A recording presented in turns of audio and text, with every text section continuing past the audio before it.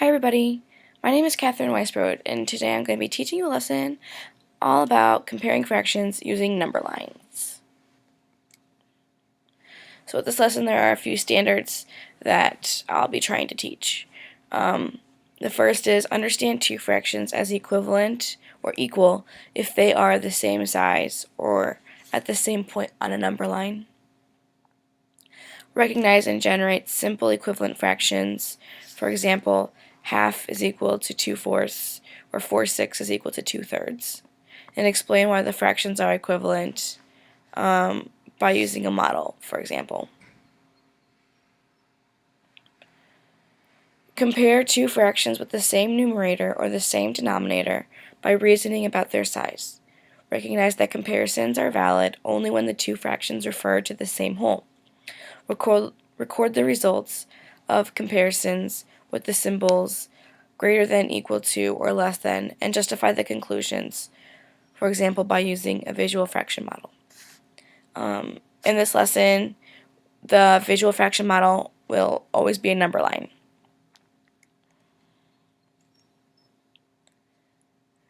By the end of the lesson, there are a few objectives that I would like the students to be able to do afterwards. So the first is students will be able to plot fractions on number lines. It's a very simple one. Just want them to be able to be given the fraction and then know where it goes on the number line, how to break up the number line up into like parts less than one, and then where the fraction goes in there. Students will be able to use number lines to compare fractions with different or common denominators. So whether they're giving a fraction with the same denominator or different ones, I would like them to be able to know how to compare them. And then students will be able to explain why fractions are less than, greater than, or equal to on a number line. So just simply being able to explain or tell me in words why a fraction is, greater than, less than, or equal to based on the number line. So throughout the lesson I'll be using a few terms to explain how to compare fractions on number lines. That might be a bit tricky for a third grade class, so I'm going to run through them quickly just so everyone will be familiar with them.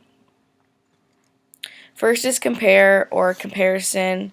And third grade students might not yet know what exactly that means, so it just means simply stating whether it's greater than, less than, or equal to, usually using the symbols that are that go with those.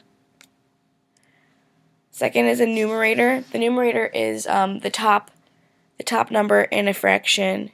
It usually states how many parts that are being used. Third is denominator. This is the bottom number of the fraction, and this states how many parts that the whole is being broken up into. Then you also have common denominator. Common denominator is just when you are given two fractions or more, and they have the same denominator. An equivalent fraction is two fractions that are the same but with different numbers. So like saying 1/2 is equal to 2/4. 2/4 is one half of a bigger fraction, but it's still the same amount. So you can say 1/2 for that. Okay. And now we're going to move on to the exciting part, the lesson. So comparing fractions using number lines. This is all the how-to part. So first, when you're given fractions, you want to look at the denominators. The denominator will indicate how many parts that you want to break your number line up into. So when you look at the denominators and you're given say it's 1/3, you're going to look at the denominator, which is a 3, which signals that you have to break your number line up into 3 equal parts. So you can have common denominators or different ones. Works the same. And then you're going to look at your numerator, which is the top number as we just discussed. This indicates where on the number line you're going to plot the fraction. So because we said 1/3, we're going to go to the first one, the first part, and that's where the 1/3 goes. Not the second or the third, the first one.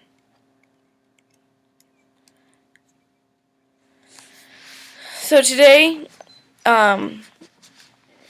if the denominators are different, we're going to be using two different number lines so students can line them up one above the other, just to be able to physically see that a larger fraction is going to be longer or farther away from the starting point than the smaller one, which shows that it's bigger.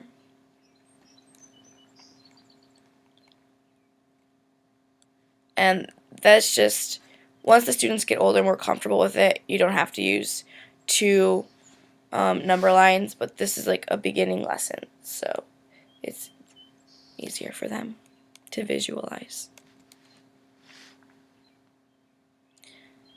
So just kind of said, you can see which one of the fractions is bigger or smaller by seeing which one is closer to 1 or farther away from 0. So now we're going to go through a few examples, and you can work it out on your piece of paper with a pencil. So the fractions we're given are 1/4 and 3/4.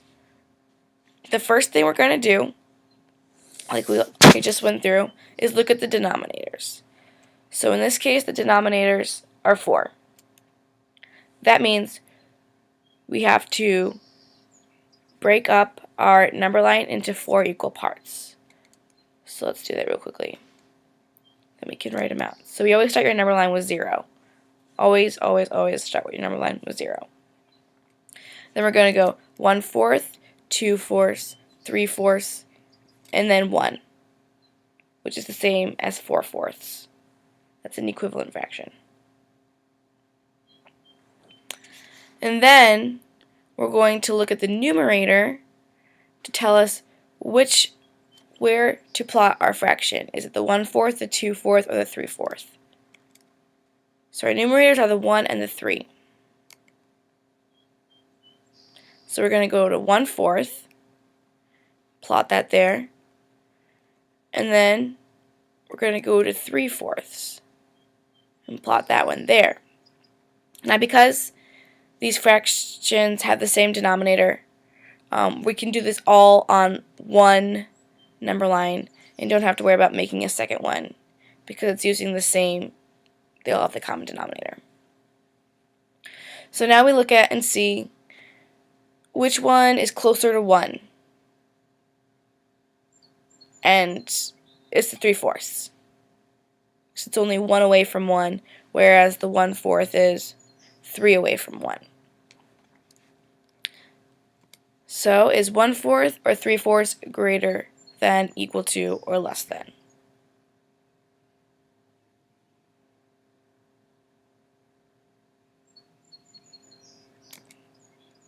One-fourth is less than 3/4.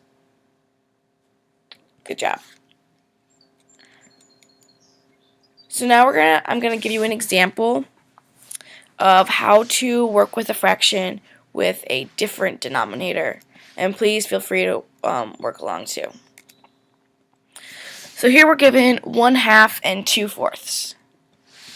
The denominator for the first one is a 2, so that means our number line is just going to be divided into 2 equal parts.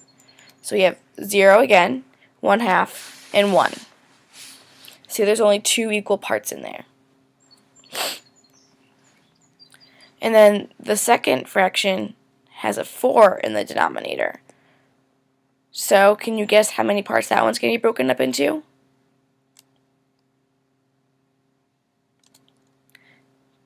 Did you say 4? Because if you did, then you're right.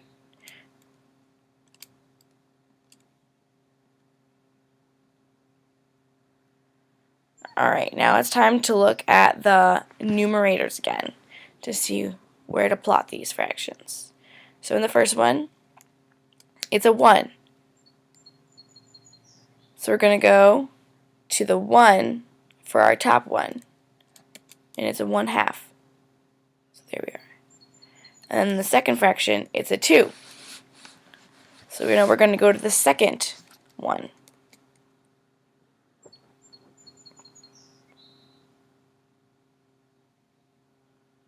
And now we can see that these both line up in the same exact spot on their number lines. There isn't one that's greater than or less than, which means they're equal to. So 1/2 is equal to 2/4. And this is an example of an equivalent fraction.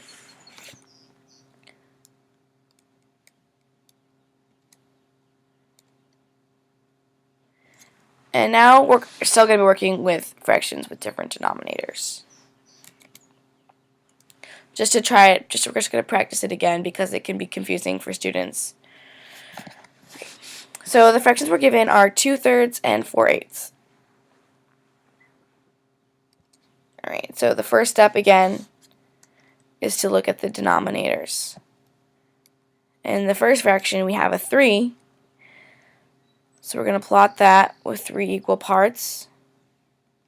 Start with a 0, and then that's the first equal part, the second, and then the third.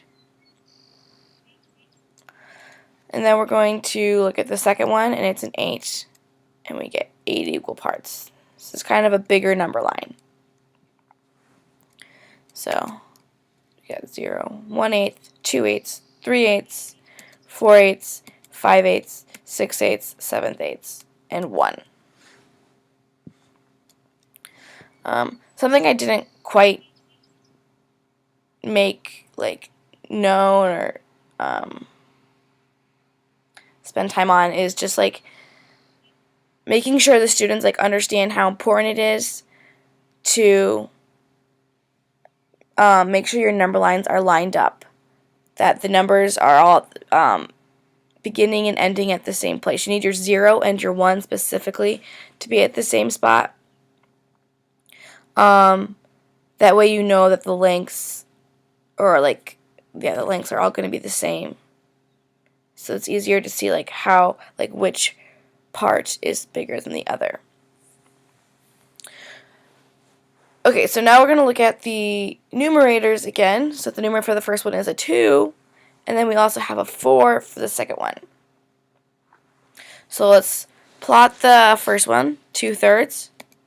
We're going to go all the way over here to the 2/3. And then we're going to go to 4/8. There we go.